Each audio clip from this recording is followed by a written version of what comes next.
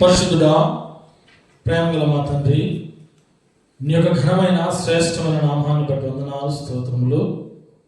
మరొకసారి నైనా గడిచిన దినములు, గడిచిన కాలం అంతా కూడా తండ్రి మమ్మల్ని సజీవ లెక్కల్లో ఉంచి ఈ దినం మట్టుకు, ఈ క్షణం మట్టుకు ప్రభా మరొకసారి నీ సన్నిధిని తండ్రి మమ్మల్ని చేర్చినటువంటి తండ్రి నాయన, ఈ యొక్క గడియ వరకు కూడా తండ్రి మీరు ఎంతగానో మమ్మల్ని ప్రేమించి మంచి ఆరోగ్యాన్ని ఇచ్చి, మంచి ఆయుష్నిచ్చి మీరు పోషించి నడిపిస్తున్నటువంటి కృపను బట్టి వందనాలు తండ్రి. మీరు ఇస్తున్న ఈ యొక్క ఆయుష్ కాలాన్ని, ఆరోగ్యాన్ని, మీరు మాకిస్తున్నటువంటి తన యొక్క సమయాన్ని ప్రభువా ఈ లోకములో వ్యర్థంగా వృధాపరచుకోకుండా నీ యొక్క సన్నిధిలో గడుపుటకు, నీ యొక్క మాటలు వినుటకు, ధ్యానించి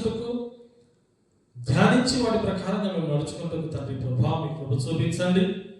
విన్న మాటలు తండ్రి నాయన కేవలము విడిచిపెట్టు వారముగా కాకుండా విన్న ప్రతి వాక్యమును గ్రహించి దాని ప్రకారంగా నడుచుకొని మీరు మా కొరకు సిద్ధపరుచున్న నిత్య జీవాన్ని, పరలోక రాజ్యాన్ని స్వతంత్రించుకొనగల జ్ఞానమును తండ్రి మరొక్కసారి మా అందరికీ దయచేయమని ప్రార్థిస్తూ, ఎవరు కూడా అనాలోచనగా ఉండకుండా ఆసక్తితో, భయభక్తులతో నీ యొక్క మాటలను ధ్యానించుటకు కృప చూపించమని, మాట్లాడనే ఉంటున్నటువంటి నన్ను కూడా తండ్రి నీ యొక్క సమయోచిత జ్ఞానము చేత మాట్లాడించండి.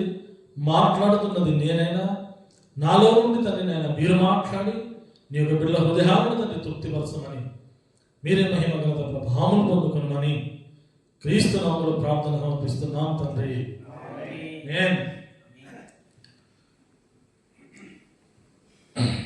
దేవుని స్తోత్రం. మరొకసారి అందరికి వందనాలు ప్రియులారా. మరి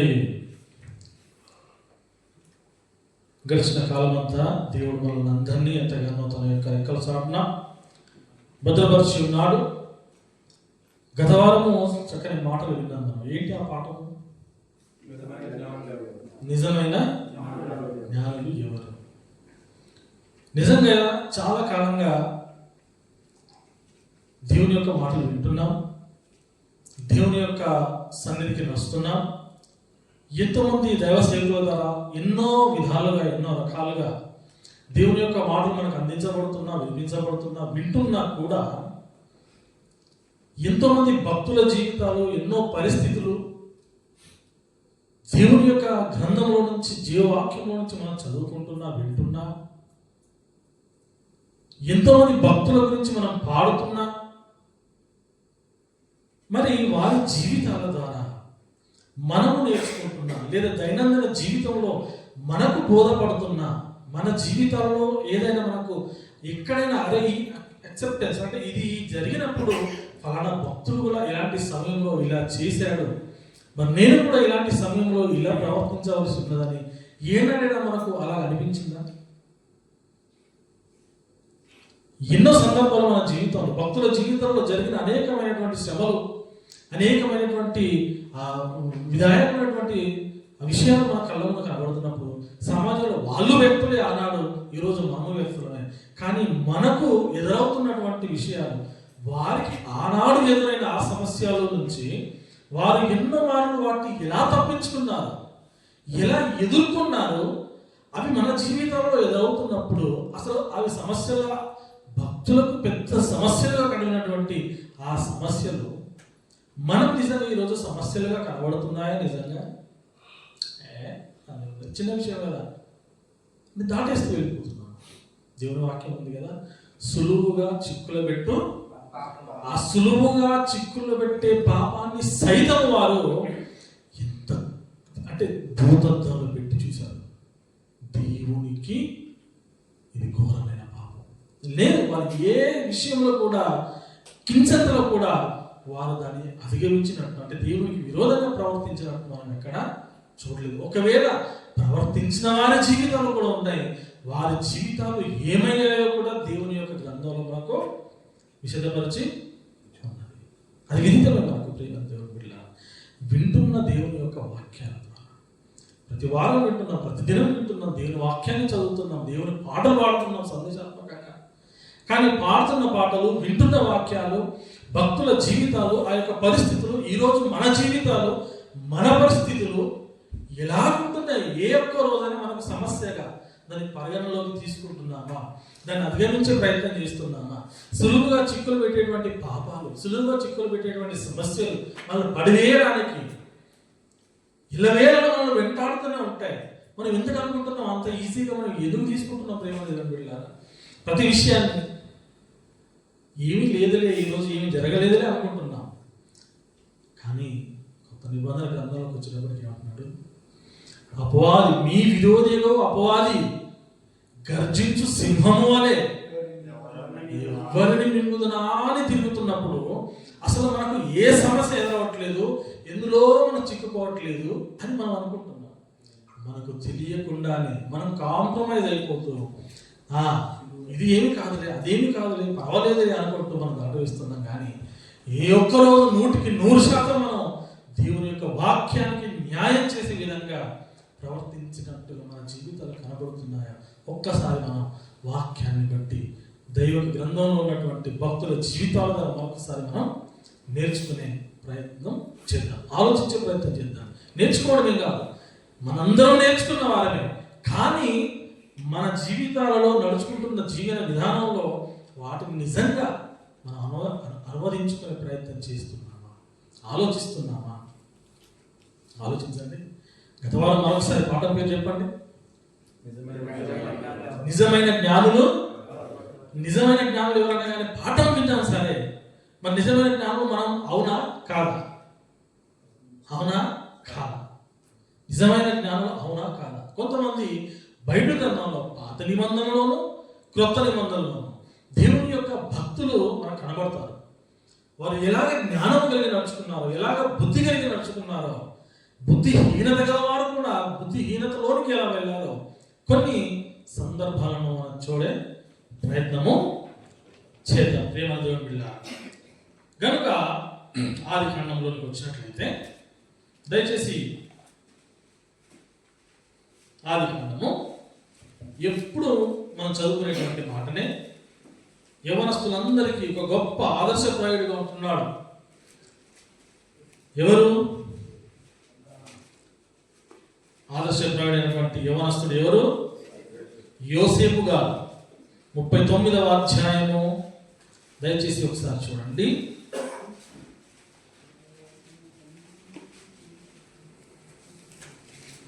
9వ వచనము. నీవు అతని భార్యమైనందున నిన్ను తప్ప మరి దేనిని నాకు అప్పగింపు ఉండలేదు. కాబట్టి నేను ఇంత ఘోరమైన దుష్కార్యం చేసి ఇంత ఘోరమైన దుష్కార్యము చేసి దేవునికి విరోధముగా పాపము కట్టుకొందునని తన యజమానుని యొక్క భార్యతో అన్నాడు. దినదినము యోసేపుతో మాట్లాడి చుండెను గాని అతడు ఆమెతో సైనించుటకైనను ఆమెతో నుండుటకైనను కాడు. చూసారా? అంటే ప్రభునందు దేవుని బిడ్డలారా, ఇక్కడ నిండు యవ్వన వయస్సులో ఉంటున్నాడు. ఆయన సౌందర్యవంతుడు, ఆయన చక్కటి సౌందర్యవంతుడు, నిండు యవ్వన వయస్సులో ఉన్నాడు. తన యొక్క పరిస్థితిని మీకు ఒక 6 months బ్యాక్ కూడా ఒక విషయం చెప్పాను. నేను ఇదే ఒక అంశంపై మాట్లాడాను. కొంతమంది భక్తుల జీవితాలు ఉండకూడని చోట ఉండి ఎలాగ వాళ్ళ జీవితాలను నాశనం చేసుకున్నారో, లేక శాపగ్రస్తంలోకి తీసుకెళ్ళిపోయారో, పాడు చేసుకున్నారో వారి జీవితాలు మీకు ఉదాహరణగా చూపించాను. ఇప్పుడు ఈ యవనస్తుడైనటువంటి యోసేపు గారు చూడండి, అన్నదమ్ముల చేత, అన్నలందరి చేత ఆయన ఒక వెలివేయబడినవాడు, అమ్మి వేయబడినవాడు. తన సొంత వారు అన్నవారు నాను ఎవరు లేరు. ఇష్మాయేలీయుల చేత ఈ ఐగుప్తు యొక్క సైన్యాధిపతి యొద్దకు అమ్మి వేయబడినవాడు. నా అన్నవారు ఎవరు లేరు. అలాగే ఆ వాడు పెద్దవాడైనప్పుడు, ఏమైనా ప్రయాణంలోకి వచ్చినప్పుడు ఎలా ఉంటుంది అక్కడ ఆయన పరిస్థితి? ఆ స్థితిలో కూడా మనకు తెలియనివి కాదు. విషయం ఏమంటే, ఒక నిండు యవ్వన ప్రాయంలో ఉంటున్నటువంటి అతను ఎవరిని చూస్తున్నాడు? తన యథార్థత. దేవుడు ఒకటే కాదు. మళ్ళీ చదవండి ఒకసారి 9వ వచనం నుంచి. ఆ ఇంటిలో నాకంటే పైవాడు ఎవడు లేడు, నీవు అతని భార్యమైనందున నిన్ను తప్ప మరి దేనిని కూడా నాకు అప్పగించి ఉండలేదు.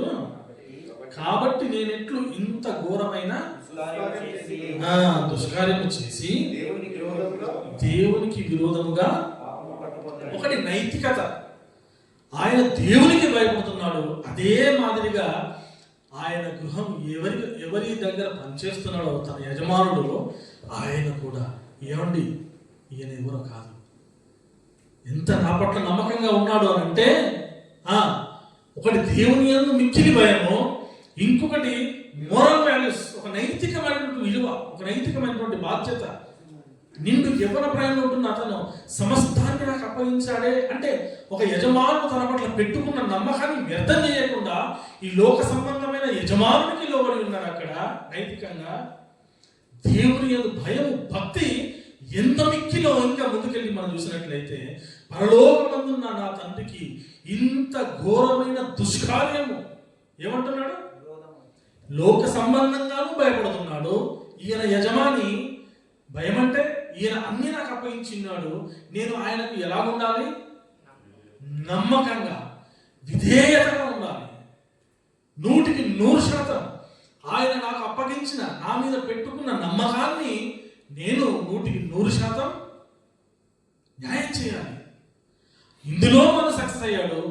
అంతకు మించి మిక్కిలి పరలోకమందున్న నా తండ్రికి, నా దేవునికి ఇంత ఘోరమైన దుష్కార్యమును నేను చేయకూడదు అనేటువంటిది కూడా ఆయన గ్రహించి ఉన్నాడు. మనం కొన్నిసార్లు మన జీవితాల్లో లోక సంబంధం కాంప్రమైజ్ అవుతాం. దేవుని విషయంలో మన మనసుకు తెలుసు తప్పు చేయకూడదు, 100% తప్పు చేయకూడదు, తప్పు చేయకూడదు అని దేవునికి మనం లాయల్టీగా ఉంటాం కావచ్చు. లోక సంబంధంగా ఏ పర్వాలేదు, ఇదే కదా, ఈ పెన్నే కదా, తీసేసుకుంటే చిన్నది అంటే ఇలాంటి చిన్న ఉదాహరణలు. ఎందుకు చిన్నదాని దగ్గర మొదలై చాలా విషయాల వరకు సాధారణమే కదా అన్నట్టు వెళ్ళిపోతాయి. ప్రేమ దేవుని బిడ్డలారా, చిన్న అబద్ధాలు, చిన్న విషయాలు.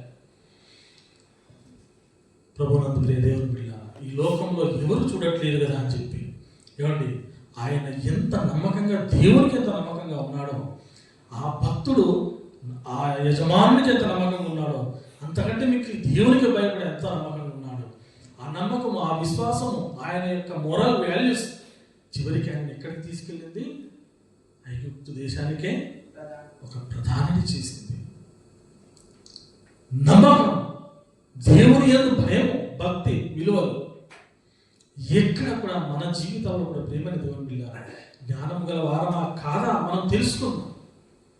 ఒకప్పుడు ఒక యవ్వన ప్రాయంలో ఉంటున్నటువంటి బిడ్డ ఎలా ఉంటున్నాడు, ఈరోజు యవ్వన ప్రాయంలో ఉంటున్నటువంటి మనమైనా, యవ్వన ప్రాయంలో నుంచి నడి వయసుకు వచ్చినటువంటి మనమైనా, వయసు మళ్ళినటువంటి వారు మనమైనా, మన జీవితాలు, మన ఆలోచనలు, మన నడవడిక దైనందిన జీవితంలో ఎలా ఉందో, ఎలా ఉంటుందో 100% ఎక్కడైనా కాంప్రమైజింగ్ లేకుండా ఉన్నదా లేదా, ఉంటున్నామా లేదా ఆలోచించాలి. నోటి ద్వారా, చూపు ద్వారా, మాట ద్వారా, ఆలోచన ద్వారా, అనేక విషయాల ద్వారా తప్పిపోయేటువంటి పరిస్థితులు ఈరోజు.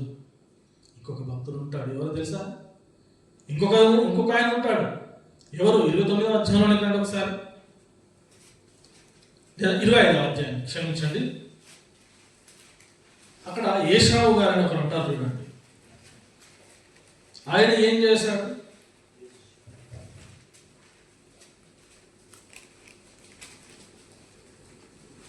కమాన్ 29వ వచనము 34, 20వ అధ్యాయము 29 నుంచి 34 వరకు చదువుకుందాం. ఒకనాడు యాకోబు కలపూర వంటకము వండుకుంటుండగా ఏశావు అలసిన వాడై పొలములో నుండి వచ్చి, నేను అలసి ఉన్నాను, ఆ ఎర్రగా ఉన్న దానిలో కొంచెము దయచేసి నాకు పెట్టమని అడిగాను. ఏమన్నాడు? నాకు పెట్టమని అడిగాను. మనకు తెలియని విషయం కాదు, అయినా మనల్ని ఎందుకు ధ్యానిస్తున్నాం? మనం జ్ఞానము గల వారమా కాదా? ఈయనకు ఏముంది? పెద్దవాడికి ఏముంది? జ్యేష్ఠత్వపు హక్కు ఉంది. జ్యేష్ఠత్వపు హక్కును అంటే ఎలా అమ్ముకుంటున్నాడు? ఎవరైనా వినడం ఉన్నామా ఈ విషయాన్ని? ఎన్నో మాటలు విన్నాం మనం. అయినా మరొక్కసారి ప్రేమ దేవుని బిడ్డలారా, ఈ విషయాన్ని క్షుణ్ణంగా ఆలోచించే ప్రయత్నము చేద్దాం. మన జీవితంలో మనమే ఏశావు అయితే, మన జీవితంలో మనకే దేవుడు ఇంత గొప్ప భాగ్యాన్ని ఈ సన్నిధిలో, ఈ యొక్క దైవ సన్నిధిలో దేవుని వాక్యము చెంత మనల్ని చేర్చి ఆయన నామాన్ని మనకిచ్చి ఆయన బిడ్డలుగా ఆయన తీర్చిదిద్ది మనకు ఆయన జ్యేష్ఠత్వపు హక్కునిచ్చినట్లుగా మనల్ని కూడా ఆయన ఇంత దగ్గరగా హత్తుకుంటే, లోకంలో నుంచి మనల్ని వేరుగా చేసి ఇంత గొప్ప ఉచితమైన రక్షణను ఉచితంగా ఇచ్చాడు. ఇంత గొప్ప రక్షణ భాగ్యాన్ని ఉచితంగా ఇచ్చి మనల్ని ఇక్కడ కూర్చుండబెడితే, తన నామాన్ని ఇచ్చి పరలోక రాజ్యం నిత్య జీవం అనే దాన్ని మనకు వాగ్దానం చేసి మనకు అనుగ్రహిస్తారని చెప్పినటువంటి నిజ దేవుని సత్య దేవుని ఎరిగిన వారముగా మనము ఏశావు లాంటి భ్రష్టత్వపు జీవితం కలిగి ఉంటున్నామా మనం గ్రహించుకునే ప్రయత్నం చేద్దాం. 29వ వచనం నుండి చదవండి.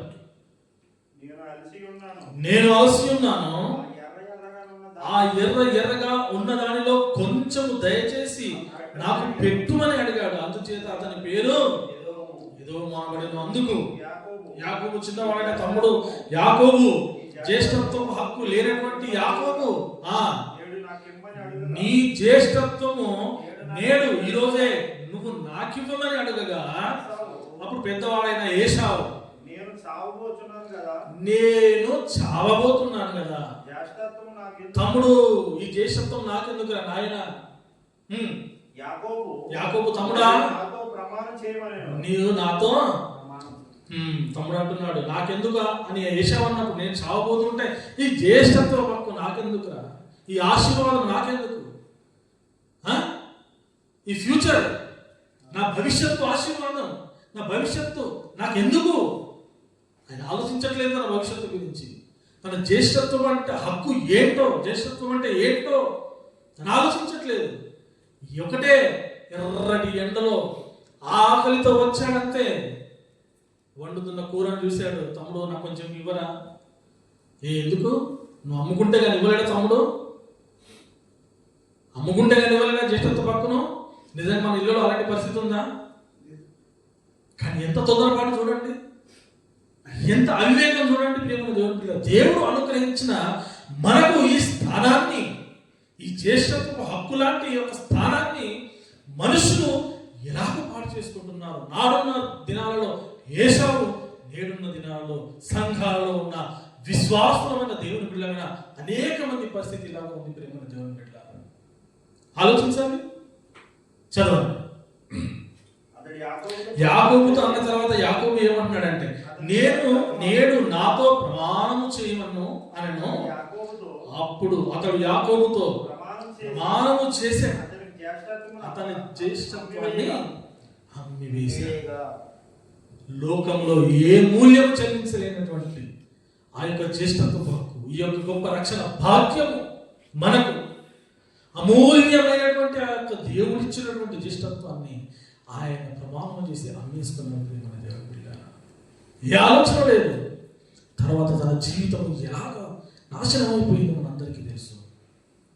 అతడు యాకోబుతో ప్రమాణం చేసి జ్యేష్ఠత్వాన్ని అమ్మివేయగా, యాకోబు ఆహారమును చిక్కుడుకాయల వంటకమును ఏశావుకు అతడు తిని తాగి, ఈరోజు అనేక మంది ప్రేమ దేవుడి పిల్లలు దేవుని సన్నిధిని వదిలేసి అలాగే తిండి కోసము, త్రాగుడు కోసము, తిరుగుడు కోసము, లోకంలో స్నేహాలు, బంధాలు, వీటి కోసం సమయాన్ని వెచ్చిస్తూ దేవుడు అనుగ్రహించిన ఇంత గొప్ప భాగ్యాన్ని, ఇంత గొప్ప బంధాన్ని, సహవాసాన్ని వదిలి లోకంలో ప్రేమ దేవుడి బిడ్డ అలాంటిగా పాడు చేసుకుంటూ ఏశావు లాంటి జీవితాలుగా మన జీవితాలు కూడా. ఆ తర్వాత ఏశావు ఎలాగైపోయాడు తెలుసు కదా, భ్రష్టుడైపోయాడు, దేశ దిమ్మరిలాగా తిరుగుతున్నాడు.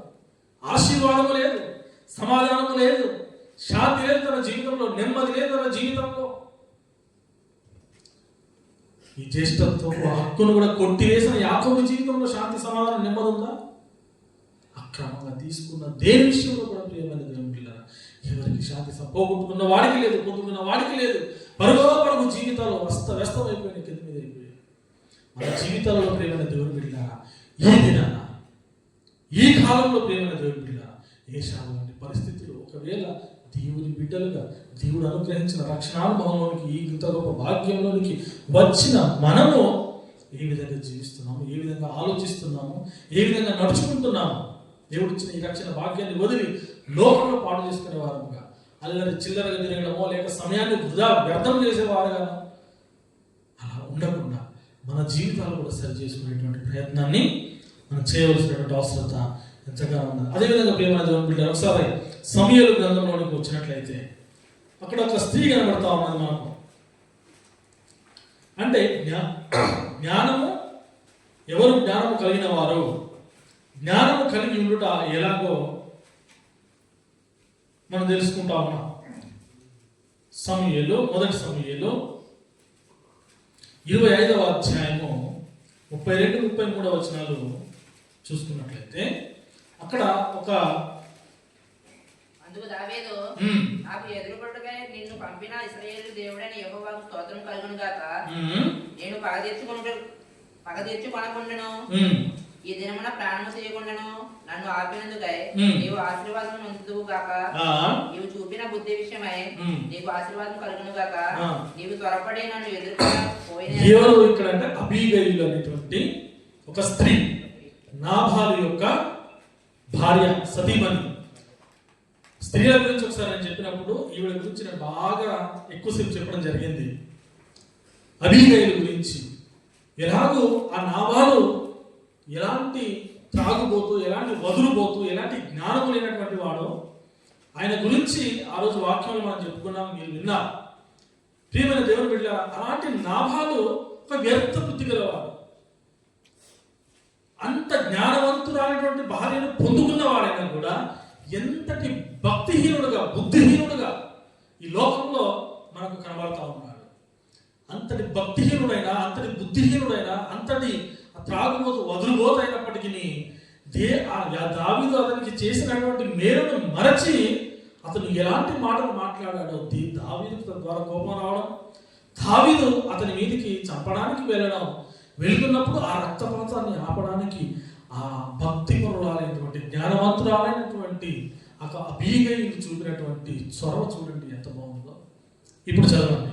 నీవు త్వరపడి నన్ను ఎదుర్కొనపోయినడలా నీకు హాని చేయకుండా నన్ను ఆటంకపరచిన ఇశ్రాయేలీయుల దేవుడైన యెహోవా జీవము తోడు తెల్లవారులుగా నాబాలునకు మగవాడు ఒక్కడును విడవబడనన్న మాట నిశ్చయమని చెప్పి ఆమె చేత తీసుకుని నీ మాటలో నేను ఆలకించి నీ మనవి అంగీకరించితిని, సమాధానంగా నీ ఇంటికి పొమ్మని ఆమెతో చెప్పెను. అబీగయిలు తిరిగి నాబాలునొద్దకు రాగా సరిపోయింది.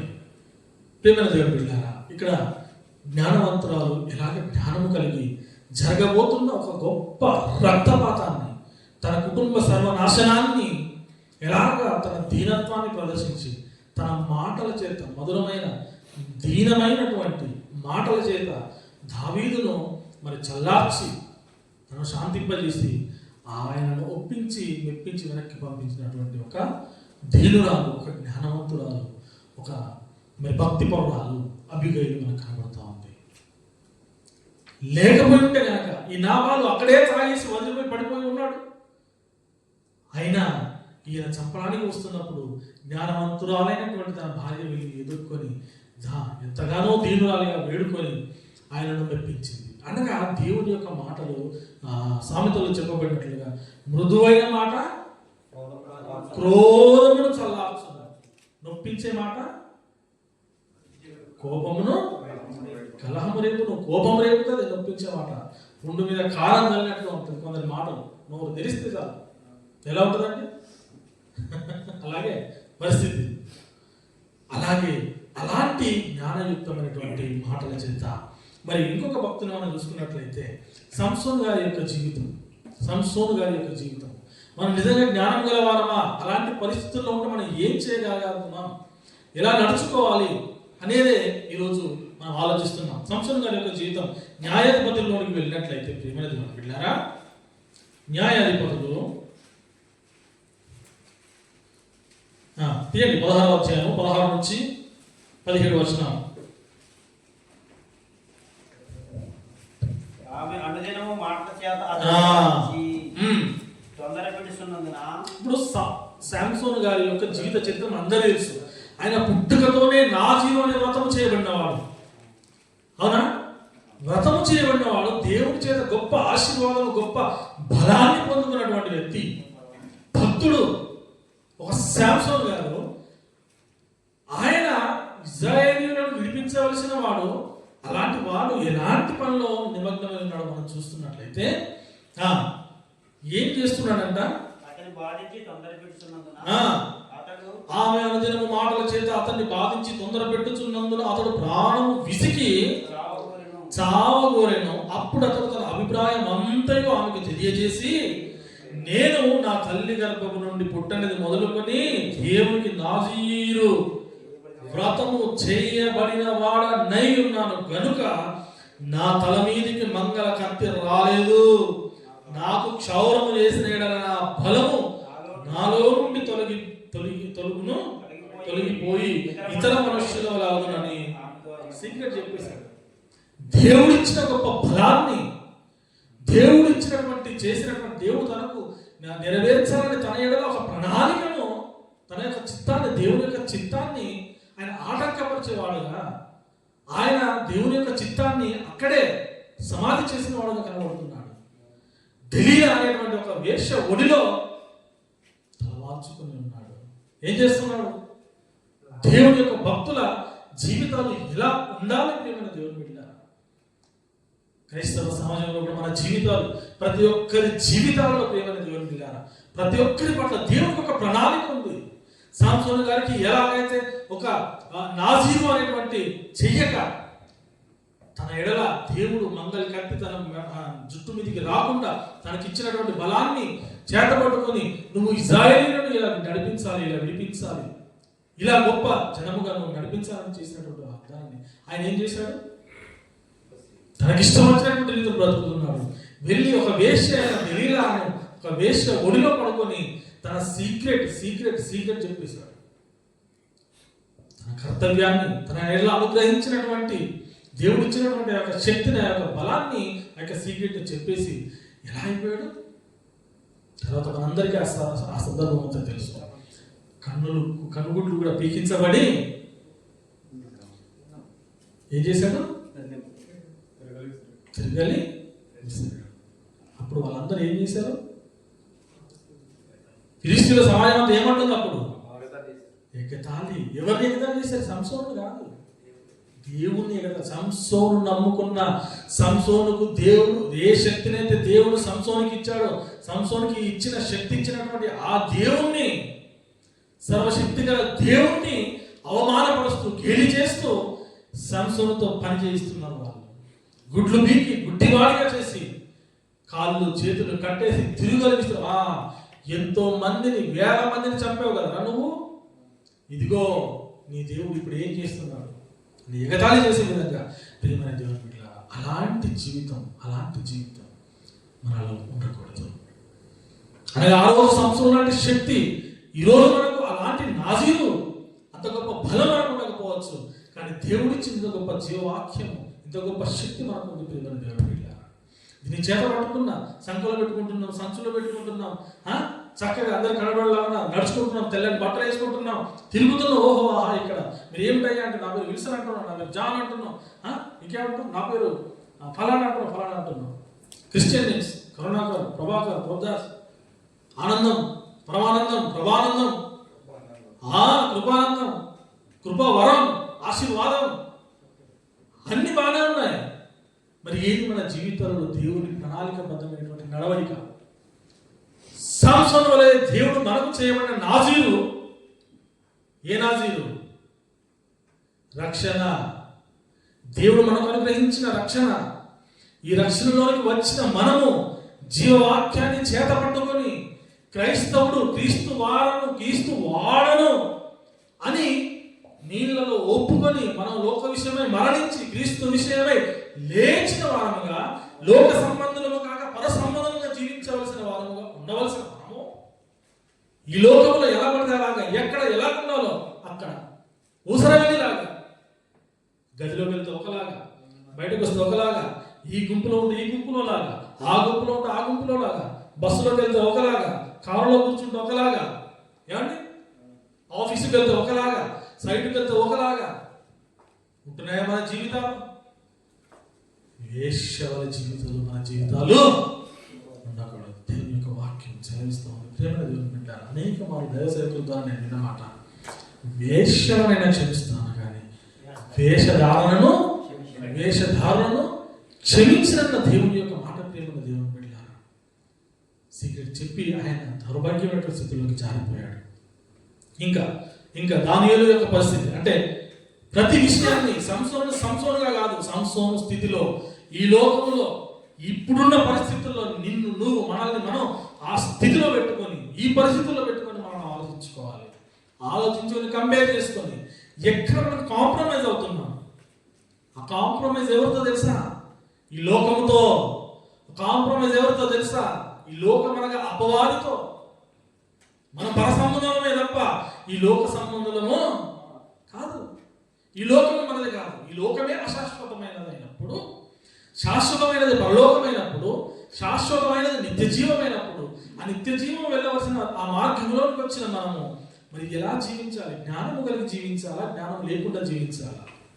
జ్ఞానము కలిగిన వారముగా మనం అనుకుంటున్నాము తప్ప మనము నడుస్తున్న ప్రతి దారిలో, అనుభవిస్తున్న ప్రతి అనుభవంలో ఎలాగుంటున్నాయి మన జీవితాలు, ఎలాగుంటున్నాయి మన నడకలు చూద్దామా? ఇంకా దానియేలు గ్రంథము మొదటి అధ్యాయము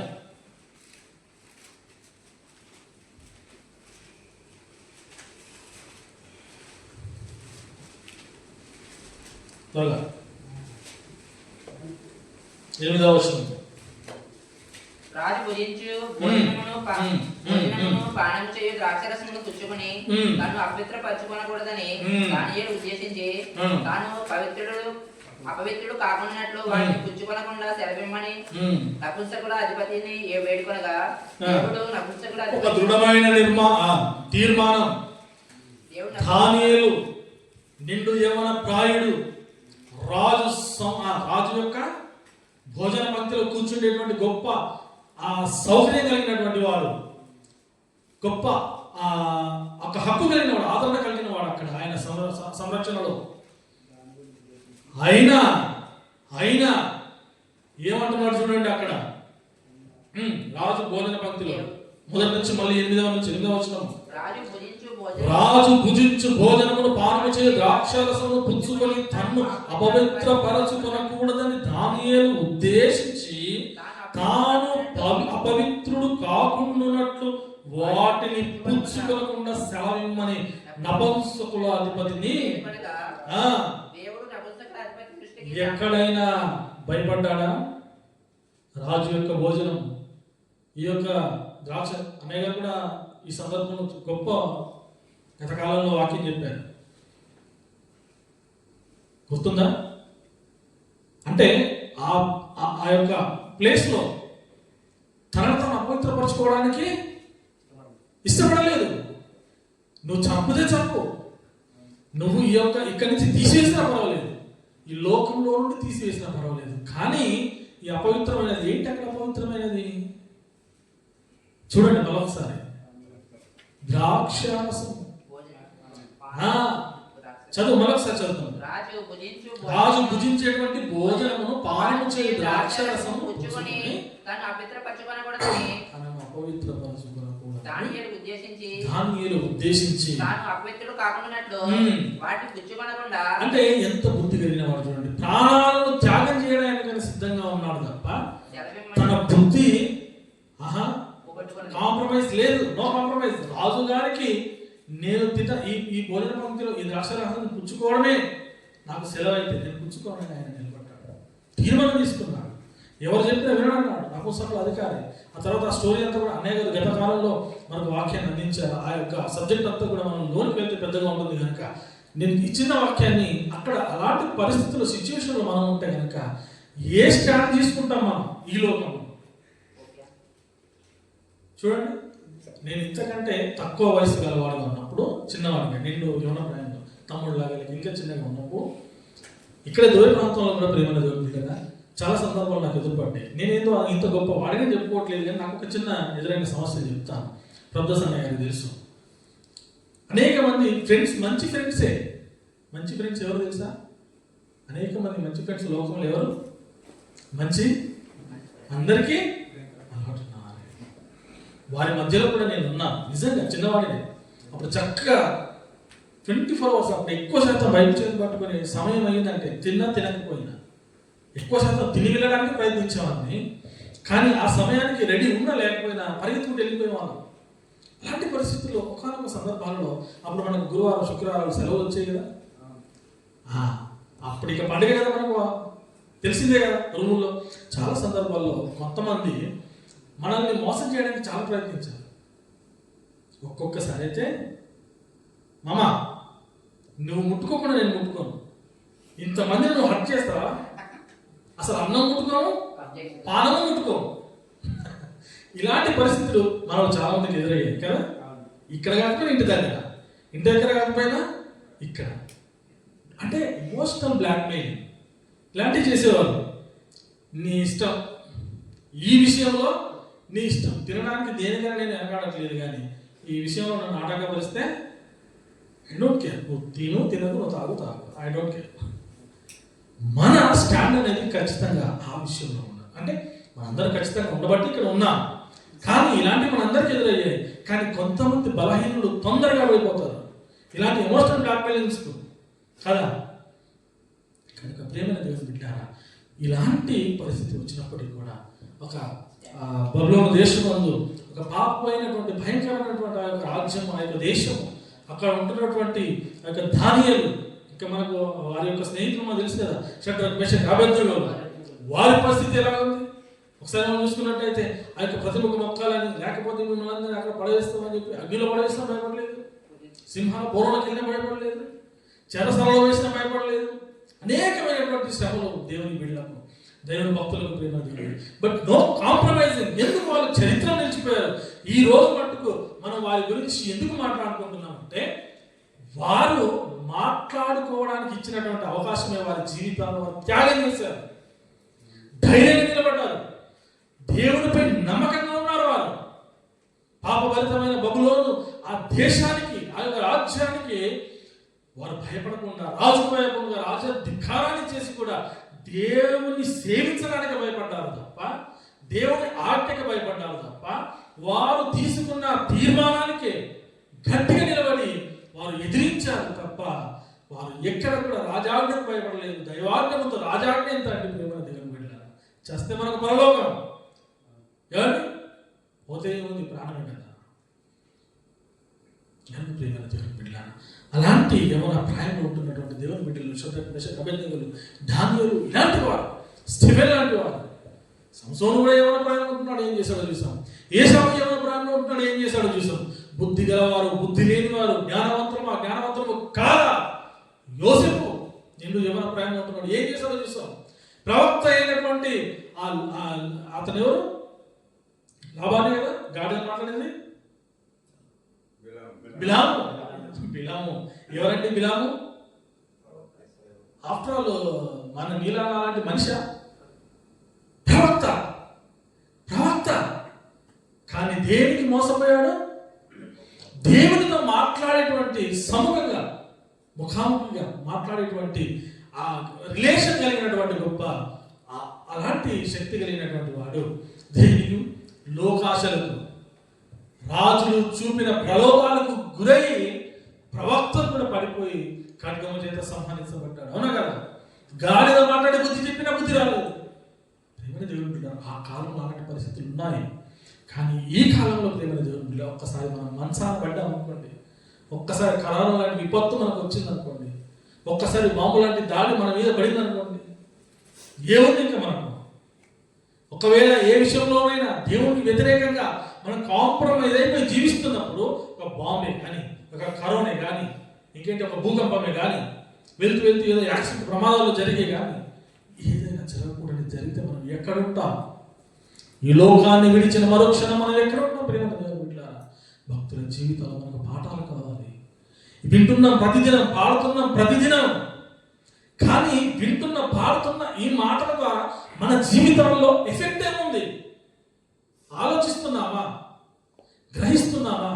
గ్రహించి నడుచుకుంటున్నామా? వినడానికి, మాట్లాడుకోవడానికి, డిబేట్లు చేయడానికి కూడా బాగుంటుందండి. చర్చోపచర్చలు, వాదోపవాదాలు బాగానే ఉంటుంది. నా జీవితంలో ప్రవర్తించే తీరు ఎలా ఉంటుంది? ప్రతి ఒక్కరి జీవితంలో మనకి ఎన్నో సవాళ్ళు ఎదురవుతున్నాయి వీళ్ళారా. మనము చాలా జాగ్రత్తగా నిశ్చితంగా పరిశీలిస్తూ అడుగులు వేయాలి. సులువుగా చిక్కులు పెట్టే పాపం ఇదెంతలే, ఇది దేవుడు ఏమనుకోలే కదా. మోసే ఎంత పెద్ద పెద్ద తప్పు చేశాడు మోసే. గత వారం మీద అన్నయ్యగా చెప్పారు. ఏమన్నాడు మోసే? మాట్లాడమని ఎవరు చెప్పారు? మోసే ఏం చేశాడు? వెళ్ళి కొట్టడం కాకుండా ఇంకేమన్నాడు? ద్రోహులా కదా. దేవుడు చెప్పిందే చేయాలి. దేవుడికి వ్యతిరేకంగా ప్రవర్తించడానికి వీల్లేదు. కనుక ఇంకొక ధనవంతుడు కనబడుతుంది మనకు. చూద్దాం లూకాసు వార్త 12వ అధ్యాయం. సరే ముగింపులోకి వచ్చాం. మనం త్వరగా చూసుకుందాం. లూకాసు వార్త 12వ అధ్యాయం.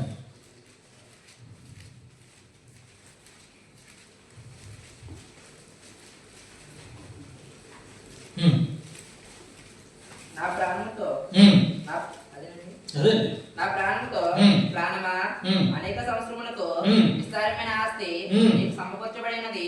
సుఖించము, తినము, త్రాగుము, సంతోషించమని చెప్పుకుందననుకొనెను. అయితే దేవుడు, వెర్రివాడా, ఈ రాత్రి నీ ప్రాణం అడుగుచున్నాడు. ఒక ధనవంతుడు భూమి సమృద్ధిగా పండెను. అప్పుడు అతను ఆ పంట సమృద్ధిగా సమకూర్చుకున్నట్టుకు నాకు స్థలము సాలదు కనుక నేనేం చేస్తున్నాను, తనలో తాను ఆలోచించుకుని నేను ఇలా చేస్తున్నానని ఇదంతా అనుకుంటున్నాడు తనలో తన ప్రాణం గురించి. మనం కూడా ఈ లోకంలో అనేక మంది పరిస్థితులు చూస్తూ ఉంటాయి. ఈ సంఘాలలో ఉన్నటువంటి విశ్వాసాల జీవితాలైనా, లోకంలో ఉన్నటువంటి జీవితాలైనా అశాశ్వతమైనటువంటి చిన్న కాలం.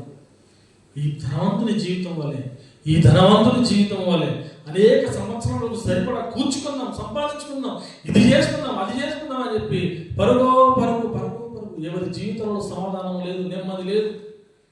ప్రతి వారిని ఎవరిని చూసినా పని, డబ్బు, హోదా, ఇది కావాలి, అది సంపాదించాలి. ఎన్నో సంవత్సరాలకు సరిపడా సంపాదించాలి. కానీ మనం బ్రతికేది మాత్రం ఎన్ని సంవత్సరాల్లో, ఎన్ని గడియలో, ఎన్ని రోజులో గ్యారెంటీ లేదు. కానీ మాత్రం మన సంపాదన మాత్రం కోటాను కోట్లు కావాలి, పెరిగిపోవాలి. దాని వెనుక పరిగెడుతున్నారు. దేవుడు అంటున్నాడు చూసారా, బుద్ధి గుణపాఠం. దేవుడు పాఠం చెప్తున్నాడు. ఈ యొక్క ఉపమానం ద్వారా దేవుడు పాఠం చెప్తున్నాడు మనకి. ఏమంటున్నాడు? ఒక ధనవంతుడు చూపించాడు. ఒక ధనవంతుడు ఇలా అనుకుంటున్నాడు. అప్పుడు ధనవంతుడు అలా అనుకుంటే దేవుడు అంటున్నాడు, ఏమంటున్నాడు? ఈ రాత్రి ఎవరి వెర్రివాడా, ఈ రాత్రికే ప్రాణమును అడుగుతున్నారు. నువ్వు సిద్ధపరిచినవన్నీ ఎవరివి అవుతాయి? ఆలోచించావా? ఈరోజు ప్రేమని ఆ ధనవంతుడిలాగా మనం కూడా అలాంటి ఆశలు, మనం కూడా అలాంటి ఆలోచనలు, మనం కూడా అలాంటి పరుగులు, విస్తారమైన సంపాదించుకోవాలనేటువంటి ఆశలు, ఆలోచనలు కలిగి అది ఆశలు కలిగి పరిగెడుతున్నాం. ఆ ఆశల జీవితాలు ఎలాగుంటుంది? ప్రభువులో ఉండే అలాంటి జీవితాలు కలిగి ఉండవచ్చా? ఉంటే ఇలాగా ఉంటే దేవుడు ఈ దినమే ఈ వాక్యము ద్వారా మనతో మాట్లాడుతున్నాడు. ఈ రాత్రే నీ ప్రాణాన్ని అడుగుతున్నావు వెర్రివాడా. దేనికోసం ఆలోచిస్తున్నావు? దేనికోసం ప్రణాళికలు చేస్తున్నావు? ఏమిటి ఆ అహం? ఏమిటి ఆ గర్వం? ఏమిటి ఆ విర్రవీగుడు? ఏమిటి ఆ మాటలు? ఏమిటి నీ నడత? ఏం చేస్తున్నావు? ఈ జీవమైన దేవుని యొక్క వాక్యాన్ని ఎరిగి నిత్య జీవాన్ని చేరుకోవాలనేటువంటి ఆశ కలిగి కూడా ఈ లోకంలో నీకు ఇష్టం వచ్చినట్టు జీవించడానికి మళ్ళీ ప్రణాళికలా? నాగటిపై చెయ్యి పెట్టి వెనక తిరుగువాడు మూర్ఖుడు. క్రీస్తులోనికి వచ్చిన వాడి జీవితాలు నాగటిపై చెయ్యి పెట్టిన వాడి జీవితాలు దేవుని యొక్క వాక్యం సెలవిస్తుంది. అలాంటి జీవితం కలిగినటువంటి జీవించవలసినటువంటి వాటి మనము మనలో అహంకారాలు, మనలో ఈర్ష్యలు, మనలో కుట్రలు, సమస్త కల్మషమును విర్రవీగుచున్న దుష్టత్వమును మాని లోపల నాటబడాలి. ఏం నాటబడాలి? దేవుని యొక్క వాక్యము హృదయంలో నాటబడుతుందా? నాటబడకపోతే ఆ జీవితము, మన హృదయము అదే ఆశలు కలిగి పరిగెడుతూ ఉంటుంది. ఆశలకు అంతు లేదండి ప్రేమ దేవుని బిడ్డలారా.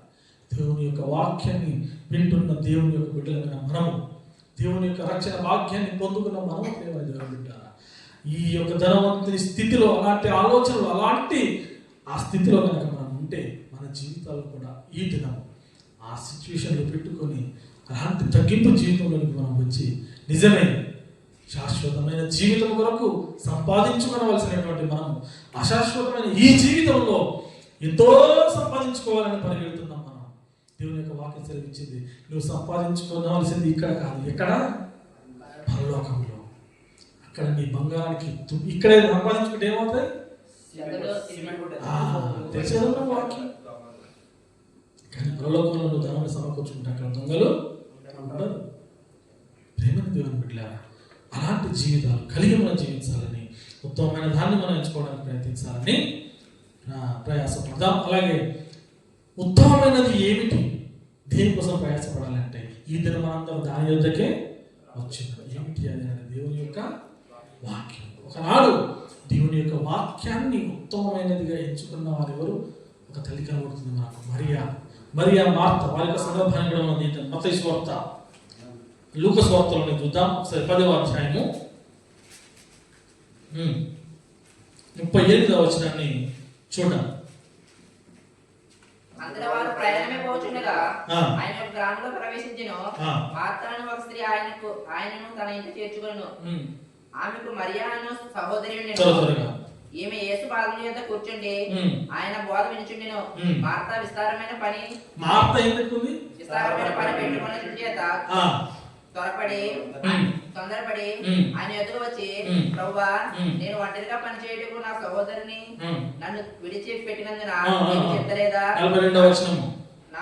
అందుకు ప్రభు, మార్త నీవు అనేకమైన గురించి విచారణ కలిగి తొందరపడుచున్నావు గానీ అవసరమైనది ఒకటే, మరియా ఉత్తమమైన దాన్ని ఏర్పరచుకుని. మరియా ఏమించుకుంది? ఎవరు చెప్తున్నారు మాట? దేవుడిని విస్తారమైన పని పెట్టుకోమని చెప్పట్లేదు యేసుక్రీస్తు. యేసుక్రీస్తు మాట్లాడుతుంటే యేసుక్రీస్తు మాటలు వింటున్నవారు ఎవరు? మరియా. విస్తారమైన పనులు పెట్టుకుని దేవుడు నా ఇంటికి వచ్చాడని చెప్పి దేవునికి సపరేట్ చేయడానికి ఆ యొక్క పని పెట్టుకున్న వారు ఎవరు? మాట వినట్లేదు కానీ పనులు చేస్తుంది. ఆ దేవుని యొక్క వాక్యం వినడానికి దేవుడిని శ్రేష్టంగా ఎంచుకున్నది మాత్రం మరియా. ఆ దేవుడికి చెప్తుంది యేసుక్రీస్తు వారికి, ఏమయ్యా నువ్వు చెప్తున్నావు, ఆవిడ వింటుంది, సరిగా పని ఎవరు చేస్తారు, పంపించమని అంటే ఆయన ఏమంటున్నట్టు దేవుడు మరియా ఉత్తమమైన దానిని, ఆ ఉత్తమమైన దాన్ని మనము ఎంచుకున్నాం. ప్రేమ వింటున్నాం, చదువుతున్నాం, నేర్చుకుంటున్న వింటున్న దాని ప్రకారంగా జీవించడానికి ప్రయత్నం చేస్తున్నాం. బుద్ధి కలిగి జీవిస్తున్నామా, బుద్ధి లేక జీవిస్తున్నామా, జ్ఞానం గల వారమా, జ్ఞానం లేనటువంటి వారమా? దైనందిన మన జీవితాల్లో ఆ యొక్క పరిస్థితులు, ఆ యొక్క సిచ్యువేషన్స్ లో మనం ఉంటే కనుక దేవుని యొక్క వాక్యం వినడానికి ఈ రోజుల్లో చాలా మందికి చిరాకు, చాలా మందికి అసహనం, చాలా మందికి చిరాకేస్తూ ఉంటుంది కదా. ఎలాంటి జీవితాలు దేవుని యొక్క వాక్యాన్ని ఎంచుకున్నది ఉత్తమమైనది మరియా. దేవుని యొక్క వాక్యం సెలవిస్తుంది, ప్రభువైన యేసుక్రీస్తు సెలవిస్తూ ఉన్నారు. మరి ఈరోజు నీ నా జీవితంలో ఉత్తమమైన దానిని ఎంచుకున్నాం, మనం వచ్చాం, మనం వింటున్నాం, చదువుతున్నాం, నేర్చుకుంటున్నాం, ఆయన పాదాల చెంత కూర్చున్నాం. నిజంగా అలాంటి శ్రేష్టమైనటువంటి ఏశావు లాంటి జీవితాలు కాకుండా, యోసేపు లాంటి జీవితాలు కలిగి, సంసోను లాంటి జీవితాలు కాకుండా, ప్రేమ దేవుని బిడ్డలారా, దానియేలు లాంటి ఒక తీర్మానం కలిగినటువంటి జీవితాలు కలిగి మనందరం నడుచుకోవాలని ప్రభు సన్నిధిలో మనందరినీ వేడుకుంటూ ఎన్నో వాక్యాలు మనం వింటున్నాం.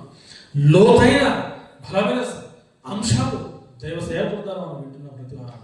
కానీ వింటున్నాం సరే, మనము ప్రతి దినము మనం నడుస్తున్న ప్రతి అడుగులో మన బ్రతుకులు ఎలాగుంటున్నాయో, మన బ్రతుకులు ఆ సిచ్యువేషన్స్లో మనం దాన్ని అధిగమించే విధంగా ఉంటున్నాయా, దేవుని యొక్క వాక్యానికి 100% మన జీవితం ద్వారా నెరవేర్చే వారికి ఉంటున్నామా, సులువుగా చిక్కులు పెట్టేటువంటి పాపాలకు మనం పడిపోయేటువంటి వారికి ఉంటున్నామా, కంటి ద్వారా, నోటి ద్వారా, ఇంకా అనేకమైనటువంటి విషయాల ద్వారా మనం పడిపోయేటువంటి వారిగా ఉండకుండా దేవుని యొక్క వాక్యానికి వాక్యానుసారంగా జీవించి ప్రవర్తించి దేవుడు మనకు ఇస్తానన్నటువంటి అనుగ్రహిస్తానని వాగ్దానం చేసిన నిత్య జీవాన్ని పొందుకునేటువంటి వారముగా మనందరం విశ్వాసంలో సన్నగిలక నిరీక్షణలో కొనసాగుతూ ముందుకు మనందరం కొనసాగాలని ప్రభు పేరు మనవి చేసుకుంటూ ఇచ్చినట్టు అవకాశాన్ని బట్టి మరొకసారి దేవాలయం కృతజ్ఞతలు తెలియజేస్తూ నాకు మాటలు ముగిస్తున్నాను. ప్రార్థన చేసుకుంటాం. దయచేసి 1 నిమిషం ఎవరికి వారముగా కళ్ళు మూసుకొని మనం పరిశీలన చేసుకుంటాం. ప్రార్థన. ఎవరికి వారం మన జీవితాలు ఎలా ఉన్నాయో ఒక్కసారి ఆలోచన చేసి